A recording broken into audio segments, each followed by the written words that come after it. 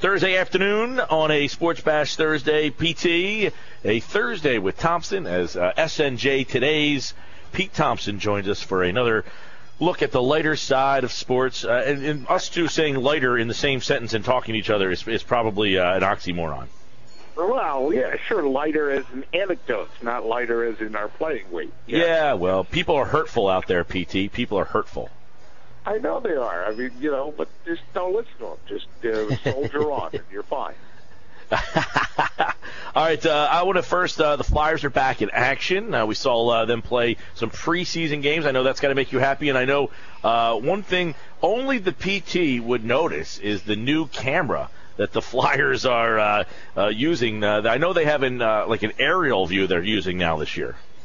The first time I saw it, it's called Skycam, and it's actually, somebody pointed out to me on Facebook, it's Skycam HD, which is like, the whole new generation of Skycam. But you see them at the football games a lot, where they have like 4 wires going, and the camera can get right over the huddle. That was probably the first use of Skycam as a thing. But I was watching the game, not the one in Allentown at the PPL Center, but the one, the second game of the season where they played the Rangers at home.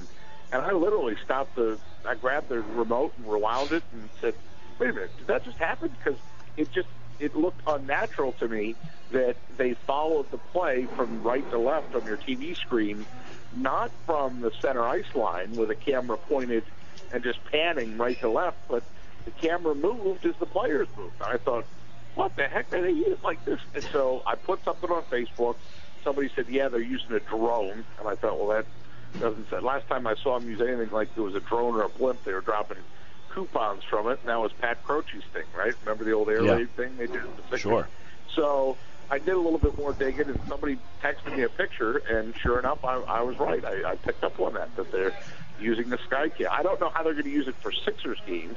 I don't know if that adds a lot, but I think they are. And, hey, my joke on Facebook was great. Now my cable bill is going to go up. You got all right, pay for PT. that camera somehow. Yeah, all right.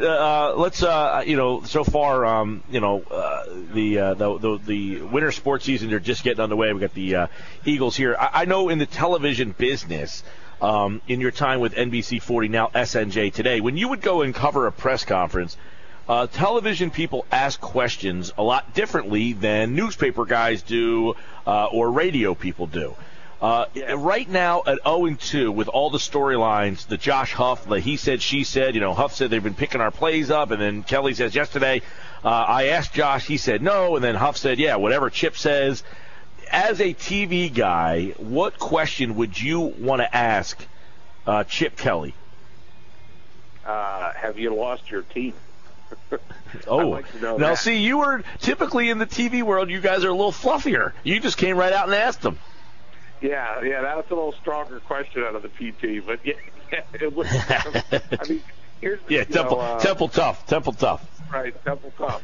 My girlfriend's son teases me because he says, "You never did ask Chip a question, did you?" And I said, "No, I never did. I would ask Sanchez questions or Nick Foles questions or one-on-one, standing in front of a guy's locker and ask him a question." But to me, I just always enjoy that cat and mouse that Chip Kelly has with the media, because I just think that he thinks that he's smarter, and in most cases he is. So, it's the old Ben Franklin quote: "It is better to be thought of as a fool than to open one's mouth and remove all doubt." And that's, I mean, you can tell, like, I hate to name drop people, but you can tell the reporters that he doesn't like. Chip has a disdain for almost all TV reporters, period, because they didn't play the game, right? And then there's certain beat reporters that he'll kind of jockey back and forth with, Reuben Frank for CSN or Jeff McClain or Howard Eskin always gets a question in or two. I think Howard Eskin's questions for the most part are somewhat pointed and on point. Sal Powell, when Sal opens his mouth, you can see Chip's eyes narrow a little. But there are certain local media people whose questions you could just see his eyes glaze over, like, I'm not going to give you what you want. To the point that a lot of times on those Monday things, too, he'll say, like, again, I'm going to get with the traders after I leave here. Maybe you miss this. He like really scolds a lot of the media. I mean, it's kind of fun to watch. Yeah, I thought today he looked a little aggravated at the end of that thing. Like, they said, all right, 2 more questions. They asked 2, and then he, put his head down and he was gone. I felt watching that today, it had the feel of a press conference to where, there used to be, tension and animosity built up in those things. Right, and you know what? The TV people stopped asking the questions because they knew they weren't going to get the answers that they wanted. Your point that you started this off with is right. There's a TV answer, and then there's a newspaper kind of answer, like the nuts and bolts answer. But the TV answer is the flowing one with a lot of description, and we remember that when Andy Reid was there 2 or 3 times, if you really pressed him, he'd dig out that gleaming chestnut of, I was at the McDonald's and get my coffee, and some lady said, "Welcome to town, you better beat Dallas." That was his anecdote, that he thought he was really revealing something to us. And it's like, come on, Andy, you told that story 4 years ago.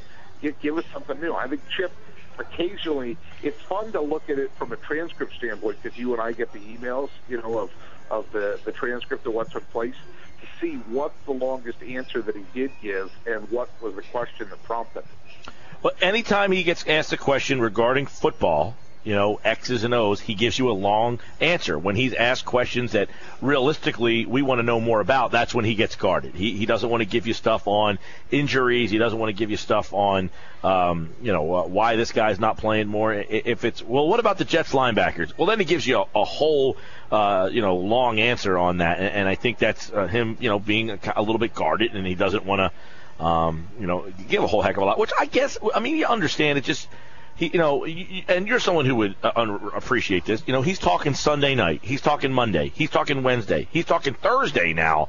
That's 4 times he's talking within a 5-day span. And here's a guy who doesn't like doing it to begin with.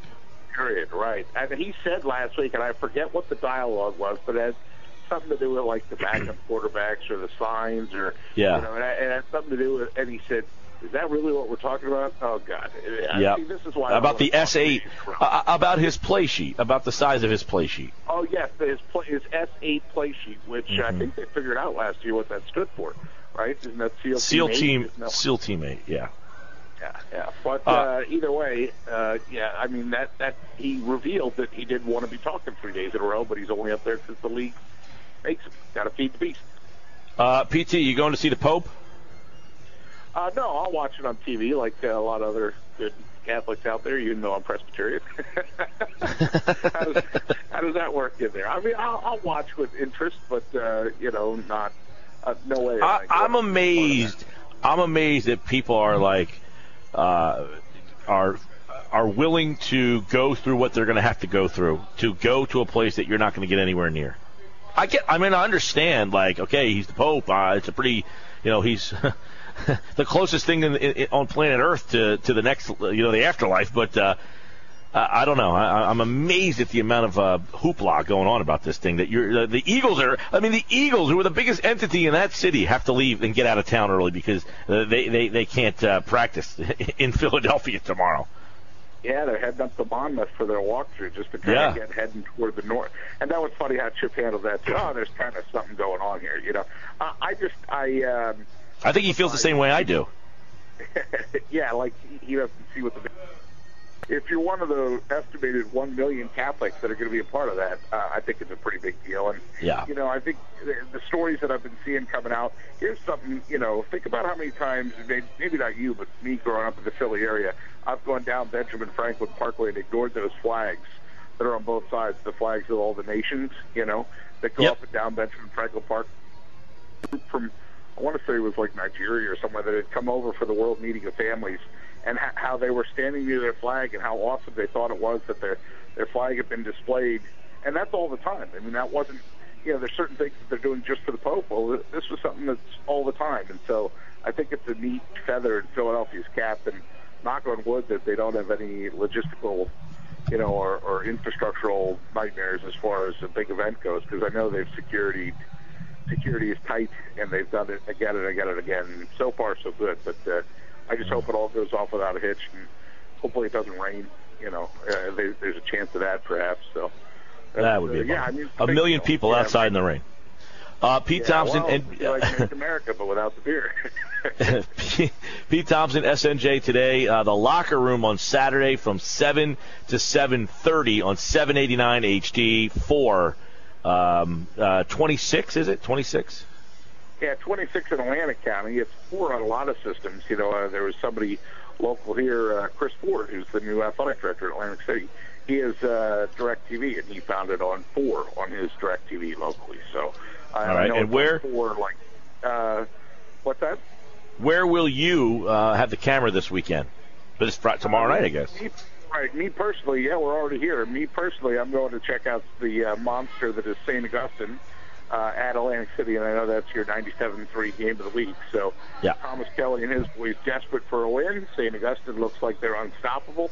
We'll stop there for about a quarter and a half, and then we're heading over to see the rivalry game between Ocean City and Mainland, and I know that's on your sister station, 1450 AM. So those are the 2 games we're going to. Mike Frankel, because it's a 6 o'clock start, is going to start with Egg Harbor Township at Vineland and catch that for a little bit, and then he's going to finish and check out 1-0 Oakcrest at home against Pleasantville, and that's on 94.3. So those are all the radio games, TV games.